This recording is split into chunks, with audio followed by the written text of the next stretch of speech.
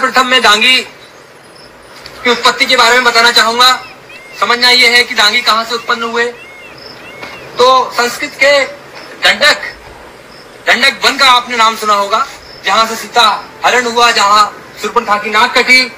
उस दंडकारण्य के जो राजा थे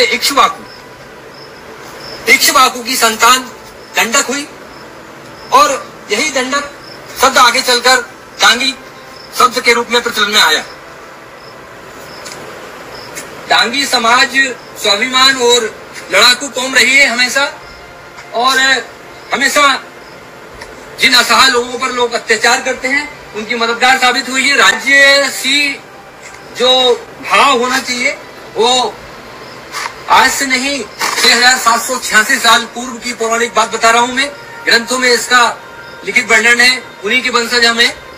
पौराणिक समय के दांगी राजाओं की अगर बात की जाए तो महाभारत कालीन युग की, जो कि पौराणिक बात है, कि दंगी शरण नाम के जो राजा, जिनका भारत ही नहीं बल्कि नेपाल तक शासन था, वो दांगी, और उसी नाम से दांग नाम से एक वहां पर स्थान है,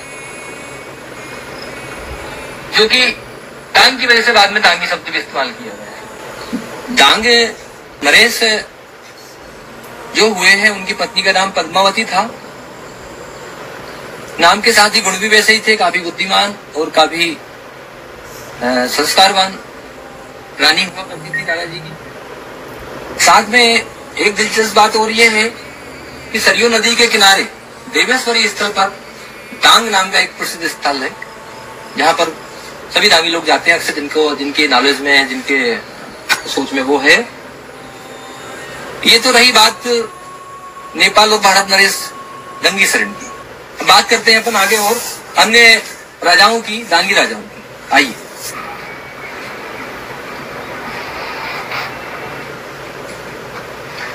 मित्रों, जंग में उर्वशी करके एक बहुत ही प्रसिद्ध पौराणिक कथा है महाभारत काल की, जिसकी वजह से स्वर्ग लोक की अप्सरा उर्वशी 1 साल तक दंगवे नरेश के यहाँ रुकी। यह कहानी इस प्रकार मोड़ लेती है कि एक बार ऋषि दुर्वासा बहुत तपस्या करते हैं, लेकिन फिर तपस्या से विमुख होकर वो सांसारिक मोह में पड़ जाते हैं और जाकर इंद्र से बोलते हैं कि मुझे उर्वशी चाहिए। इंद्र डर जाता है, उर्वशी को दे देता है। उर्वशी दुर्वासा ऋषि के साथ रहती है तो ऋषि दुर्वासा उस पर मोहित हो जाते हैं और नाचते, जब वो नाचती है तो साथ में उसके नचते नचते उसके पास जाकर उसका हाथ पकड़ लेते हैं। इस पर उर्वशी नाराज हो जाती है, तो कुपित होकर दुर्वासा ऋषि उसको भयंकर शाप देते हैं कि तुम जाओ, दिन में घोड़ी बनकर रहोगी और रात में तुम उर्वशी रहोगी। जब तक तुम ये सब रहोगी तब तक तुम्हें पृथ्वी लोक पर रहना पड़ेगा। उर्वशी ने प्रार्थना की कि ऋषि ऐसी दुर्गति ना करिए मेरी। तब उन्होंने बोला कि 3.5 वज्र, मतलब 3.5 शक्तियां जब एकत्रित होंगी तब जाकर तुम इस शाप से मुक्त होगी। इस बात को लेकर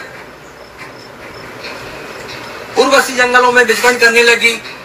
उनकी भेंट दंगे राजा, क्योंकि दांगी थे, उनसे हुई और उन्होंने सारी कथा इस शर्त पर सुनाई कि आप इसको गोपनीय रखेंगे।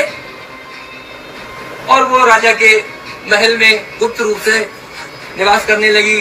नारद जी को पता चला, उन्होंने बात फैला दी कि भाई दंगवे राजा के यहाँ उर्वशी रह रही है, स्वर्गलोक की अप्सरा, ये अच्छी बात नहीं है, उसे लेके आओ। इस बात को लेकर युद्ध हुआ, महाभारत काल का युद्ध।